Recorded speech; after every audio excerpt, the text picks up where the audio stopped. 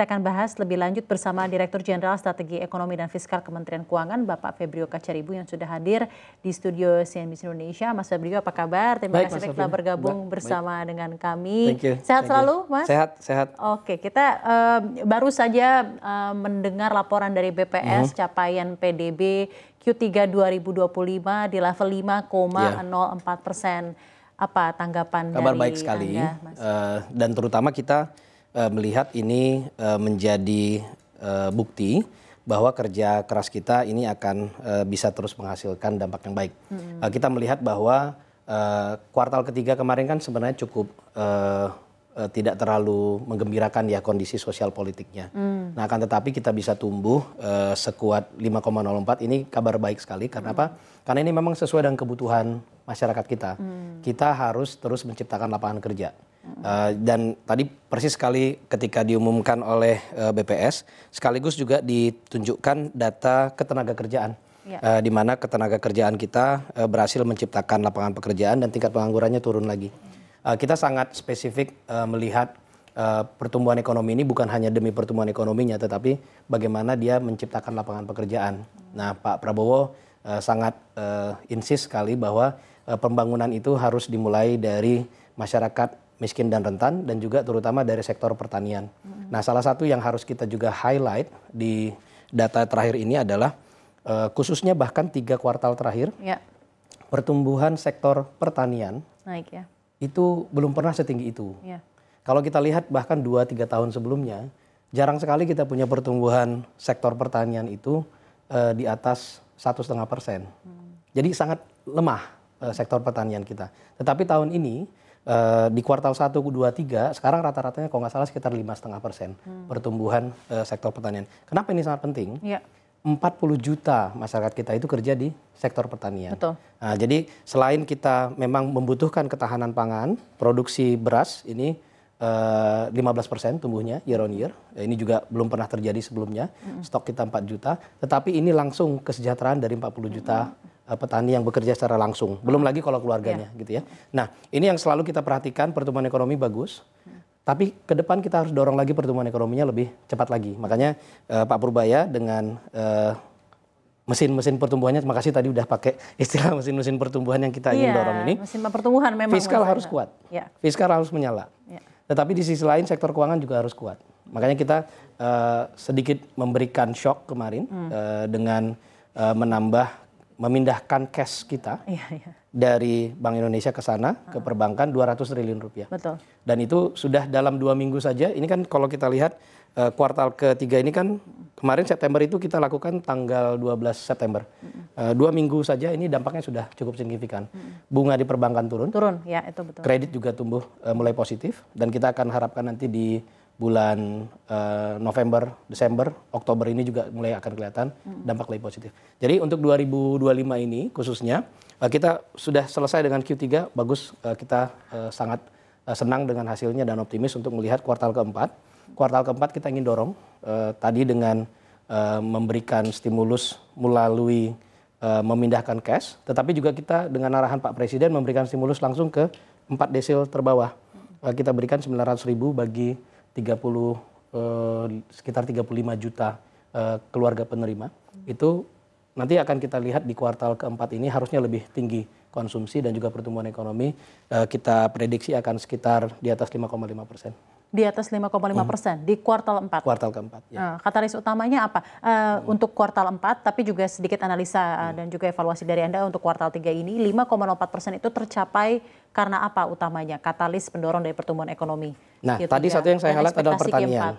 Pertanian ini belum pernah setinggi itu pertumbuhannya. Jadi biasanya kita 1,5, tiba-tiba kita tahun ini sudah di atas 5 untuk pertumbuhan sektor pertanian. Jadi itu sudah sumbangsi yang sangat besar delta dibandingkan tahun-tahun sebelumnya. Lagi-lagi ini adalah prioritas utama dari Pak Presiden.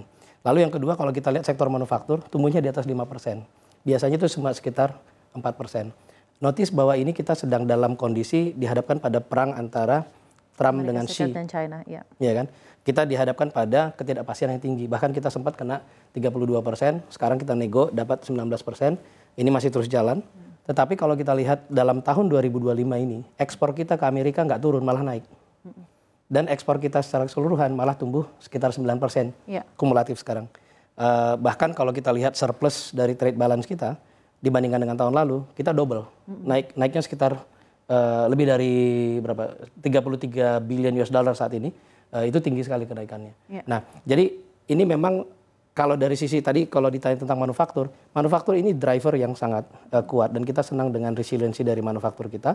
Tetapi tidak terlepas dari strategi kita dalam menavigasi negosiasi dengan Trump dan juga negara-negara lain. Kita juga baru saja menandatangani EU SEPA. Sehingga nanti mulai tahun depan kita harapkan ini juga menjadi peluang untuk kita bisa terus dorong ekspor manufaktur. Jadi optimis lah ya intinya gambarannya. Tentunya kuartal 4 tadi bahkan dari Pak Febrio sendiri di 5,5%. Bisa lebih tinggi. Dan bisa lebih tinggi ya. Kucuran-kucuran secara moneter dan fiskal selalu dikerahkan lah ya dalam hal ini. Nah sekarang mengenai mesin-mesin pertumbuhan PDB, ada konsumsi, investasi, government spending, net export ya, dan lain-lain. Analisa dari masing-masing komponen itu dari Mas Febrio seperti apa? Saya mungkin akan langsung menukik ke government. Kenapa? Karena tahun government spending ya. Government spending kita belanja negara itu sekitar 14% dari PDB. Tetapi yang masuk ke G itu sekitar 8 sampai 9% dari PDB. Karena beberapa dari belanja negara itu langsung masuk ke kantong masyarakat seperti transfer cash seperti BLT itu langsung masuk ke sana. Nah, sebagian juga menjadi capex, menjadi investasi gitu. Nah, kontribusinya sekitar 14% total setahun. Nah, kalau kita lihat pola belanja pemerintah, ini seringkali memang numpuknya di belakang. Ini udah menjadi cerita lama. Jadi mulai tahun 2026 ini kita sudah wanti-wanti, bahkan dari sejak November kita sudah, ini ada lagi penyusunan DIPA, masing-masing KL itu lagi nyusun DIPA. Lalu nanti kita akan minta KL-KL terbesar terutama untuk memastikan bahwa banyak dari belanja mereka itu dilakukan di kuartal 1. Supaya uangnya sudah ada, maka langsung dibelanjakan saja, jangan ditunda-tunda lagi, supaya kemudian menjadi stimulan bagi pergerakan ekonomi dan juga menjadi katalis bagi aktivitas ekonomi yang lain. Nah, belanjanya ini biasanya karena dia melibatkan kalau belanja barang itu rutin, belanja pegawai itu rutin, belanja barang ini kita harapkan bisa lebih cepat, belanja modal ini seringkali harus tender. Nah, ini kita harapkan mereka lakukan tender di sebelum mulai 2026. Tentunya kalau kita lihat nanti 10 KL terbesar itu sudah sangat mayoritas. Kita harapkan ini akan menjadi driver bagi pertumbuhan ekonomi di Q1 2026. Di samping itu memang tadi selain fiskal, sektor keuangan, mesin pertumbuhan yang harus kita hidupkan terutama adalah iklim usaha harus membaik. Nah, ini memang menjadi PR bagi semua dari KL di kementerian, di kabinet. Kita ingin nanti sudah ada dipimpin oleh Pak Menko Ekon. Satgas P2SP itu percepatan program prioritas pemerintah.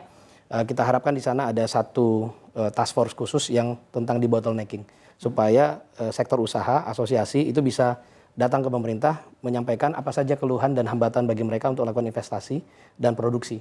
Nah, ini yang kita harapkan nanti mulai kita lakukan dari saat ini. Dan harapannya nanti ini akan membangun momentum. Di Q1 juga kita harapkan bisa tumbuh cukup tinggi. Sehingga kelanjutan untuk mencapai pertumbuhan yang cukup 8%. Tinggi di 2026 mungkin bisa, kalau di APBN kita 5,4%. Tapi kalau kita bisa lakukan navigasi cukup banyak tadi, harusnya bisa menuju ke 6% di tahun 2026. Harapannya seperti itu untuk 2026. Sekarang saya ingin fokus mengajak Anda berdiskusi mengenai sektor manufaktur.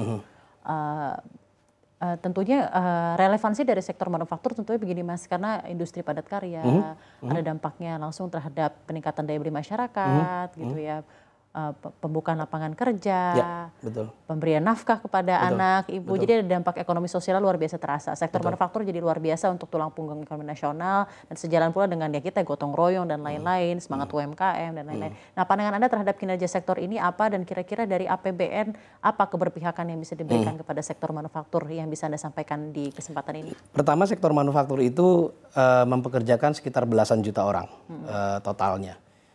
Dan ini sebenarnya ada dua kelompok besar. Satu yang value added-nya relatif sangat tinggi. Biasanya itu adalah pengolahan sumber daya alam, hilirisasi, smelter, nikel, tembaga dan sebagainya itu nilai tambahnya tinggi sekali dan gaji karyawannya tinggi sekali. Tetapi di sisi lain seperti Mbak Safrina tadi sebutkan, sektor yang mempekerjakan banyak orang consumer goods, yang paling besar adalah makanan minuman. Dan ini adalah labor intensif. Lalu nomor 2 adalah TPT, tekstil dan produk tekstil, termasuk garment. Lalu yang ketiga adalah alas kaki. Nah, kalau kita lihat berkaca dari kemarin negosiasi dengan US, tekstil dan alas kaki, ini adalah sektor yang tadinya akan terancam sangat kena dampak negatif dari Trump tarif. Tapi dengan kita nego, ini tidak akan terkena karena kita kenanya 19%, sementara pesaing kita 20% yang paling dekat seperti Vietnam. Nah, tetapi kemudian ini menjadi peluang untuk pabrik-pabrik baru yang memang karena demand-nya cukup tinggi dari negara maju, dari Amerika dan juga dari Eropa. Sehingga kalau kami lihat untuk tren, khususnya sepatu dan juga sebagian dari tekstil dan garment, itu demand untuk relokasi pabrik ke Indonesia itu cukup besar. Nah, inilah nanti peran terutama di bottlenecking ini jadi penting supaya ketika dia ingin berinvestasi supaya segera dia bisa bangun pabrik dan mempekerjakan lebih banyak orang. Tapi itu menurut Anda jadi satu isu tersendiri mengenai hal ini? Itu isu sendiri karena ini sangat penting dan kita mempekerjakan jutaan orang di sektor alas kaki dan tekstil. Makanya kita punya perhatian khusus untuk sektor TPT dan alas kaki ini. Kita pastikan satu produk yang kita hasilkan di Indonesia itu demand-nya adalah dari brand owner di global, Nike, Adidas. Artinya itu demand-nya untuk ekspor. Sehingga ini adalah produksi yang berdaya saing dan mereka mau bangun pabrik di Indonesia gara-gara memang kita punya daya saing, produksinya bagus, rapi, pekerjanya skill dan relatifly masih kompetitif gitu ya. Makanya di samping kita tahu negara-negara lain kena tarif yang lebih less kompetitif dibandingkan kita. Nah, ini peluang yang harus kita manfaatkan. Saya tahu ini banyak isu tentang tekstil yang sudah lama ini akan bangkrut dan sebagainya. TPT. Ini kita baru juga dengarkan rokok ya dan lain-lain. Ini saatnya untuk revival. Kita lihat peluang untuk ekspor tinggi. Bahkan produk-produk lokal pun sudah mulai muncul. Sepatu, lari misalnya, itu banyak produk-produk lokal yang semakin dipakai oleh masyarakat. Jadi domestiknya juga memang demand-nya cukup tinggi dengan banyaknya orang yang olahraga.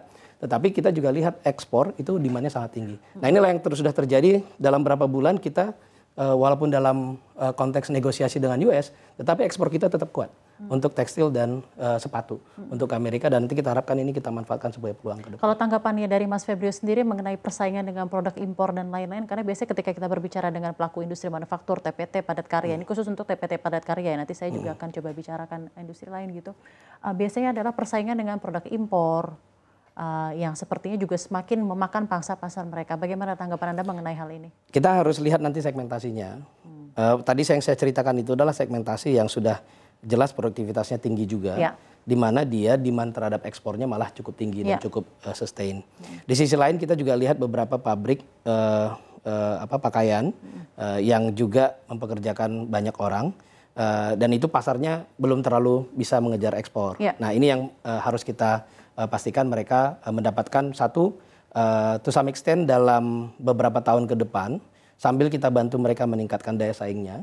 Contohnya kemarin kita berikan bantuan kalau dia mau beli mesin baru, kita kasih subsidi bunga untuk dia bisa minjem untuk beli mesin baru. Tetapi kenyataannya adalah mereka masih akan perlu struggle untuk memperbaiki struktur dari bisnisnya sendiri untuk mereka bisa meningkatkan daya saing. Nah, sementara mereka harus transisi, mempersiapkan, meningkatkan daya saingnya, kita sudah juga ada beberapa proteksi untuk mereka, seperti bea masuk anti dumping, bea masuk tindakan pengamanan, untuk search kalau ada impor. Itu kalau dari China dia masuknya ke sini di dumping, kita langsung kenakan bea masuk anti dumpingnya bisa sangat tinggi sekali, bisa untuk beberapa, karena kita tahu perusahaan mana saja yang ngirim dumpingnya ke sini, itu bisa sampai 50%, bahkan kadang-kadang sampai 70% tarif anti dumpingnya. Jadi sementara mereka kita bantu untuk meningkatkan produktivitasnya dan daya saingnya, sementara beberapa tahun ke depan mereka akan terus menikmati proteksi ini. Nah, kita memang harus bantu, untuk seperti tadi pabrik-pabrik yang siap berdaya saing secara global.